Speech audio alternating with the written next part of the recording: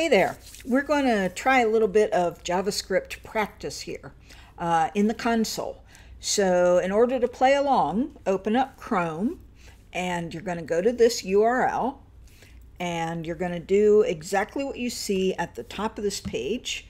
You are going to open your view menu and go down to developer and slide over to JavaScript Console, and bingo, you have a JavaScript console, which you can grab and you can make it a little taller or a little less tall.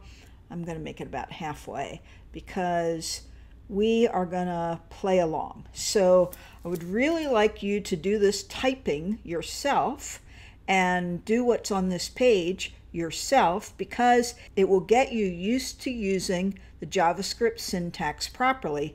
And if you think about what you're doing while you're doing it, you'll also start to get comfortable with how JavaScript works.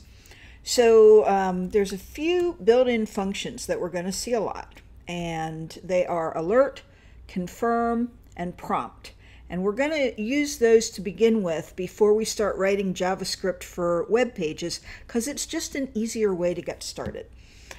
So I'm going to type what we see on the page here, one line at a time. Hello world. This is a kind of traditional programming thing. You always start with hello world. How do I get hello world to write to the screen? I press return or enter right now, and this box pops up. The box will look a little bit different on Windows, and to get rid of the box, this one's called an alert dialog.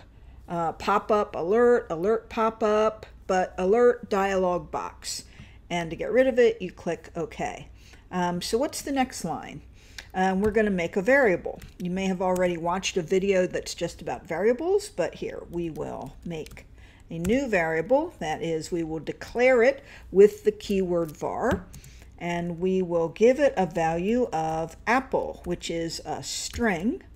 And after we've got the string apple stored in the variable named fruit, we can use our friend alert again.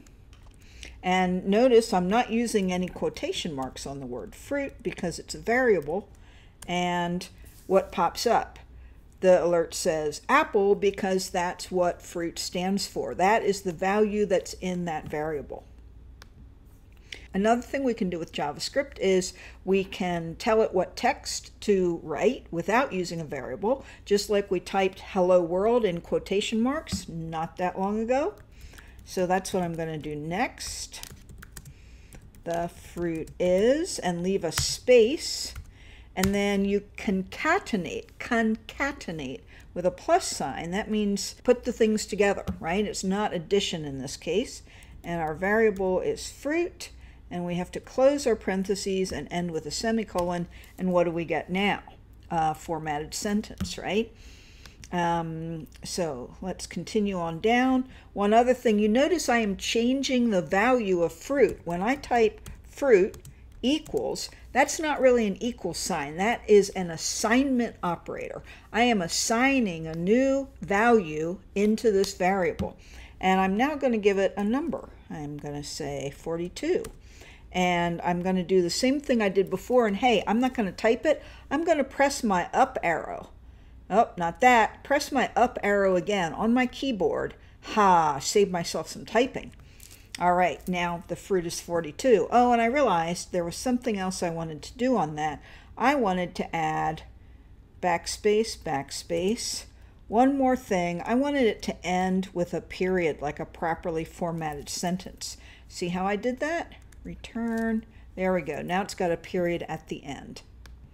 Okay, let's talk about data types for a moment. They're closely related to variables because variables have data types. But we don't have to tell the variable what kind of data type it has. It just assumes based on the value that it's given. So I'm going to use a new variable, color, let's see. I'm just going to declare it. I'm not going to give it any value at all. And so now what is going to happen if I type an alert and say the color is space quotation mark plus and my variable name color close my paren, semicolon. What are we going to see? I did not give any value to that variable color. So it tells me that color has a value of undefined, all right?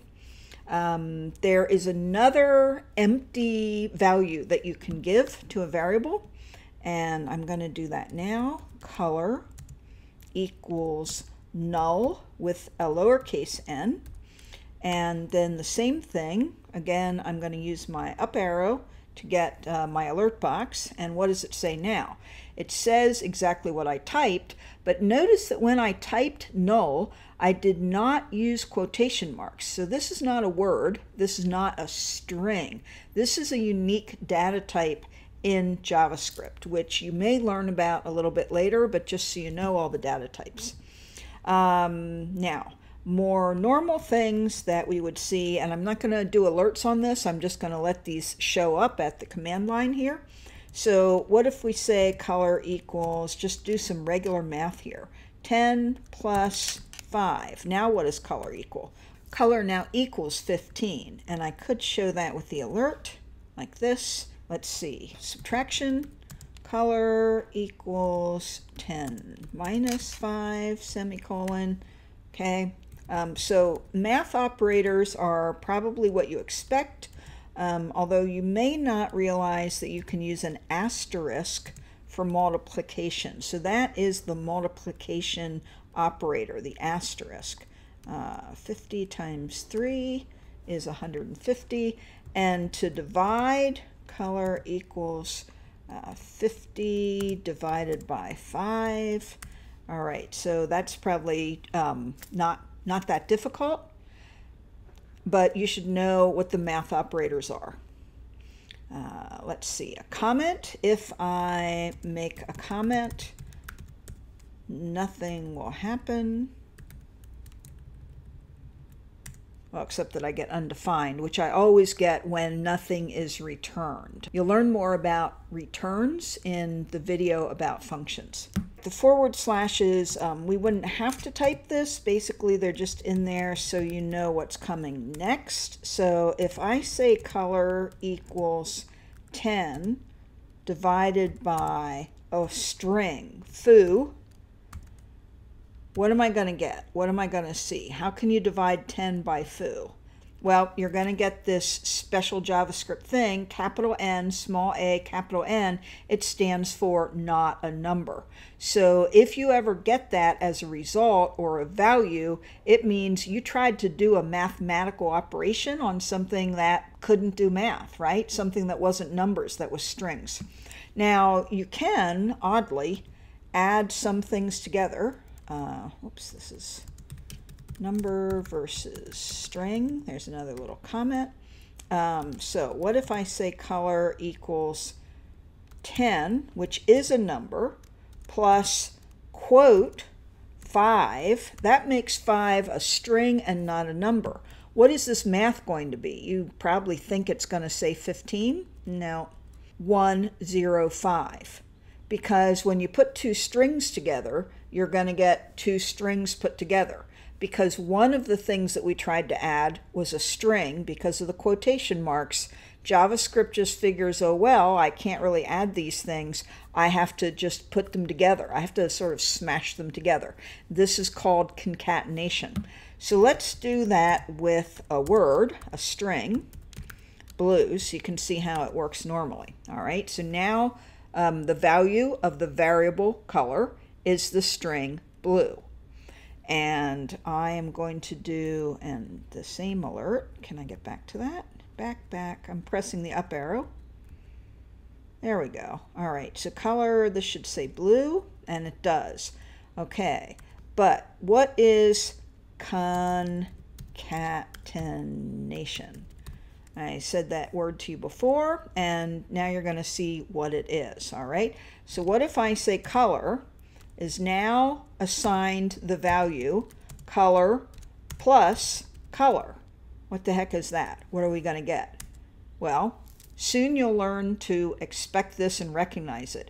So if you add two strings together, you get both strings pushed together with no space between them. I have assigned a new value to the variable color, and it happens to be the original color plus the original color. So let's do that again.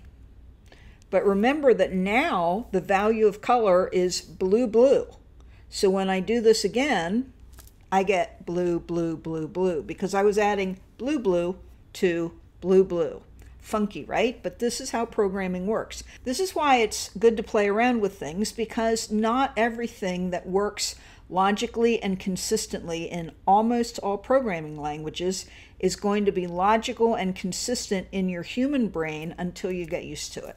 The next thing I am not going to type, but up here in the yellow section of the page, sometimes you may have wondered, why did I put quotation marks around a 5? Why would a number ever need to be a string?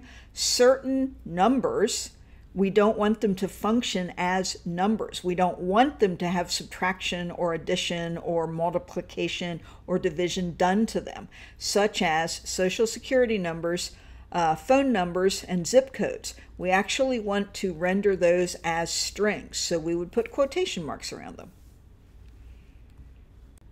So I'm going to end this video here, and in the next video we'll start with this same page again, and we'll talk about arrays and some other important beginner concepts for programming and for JavaScript.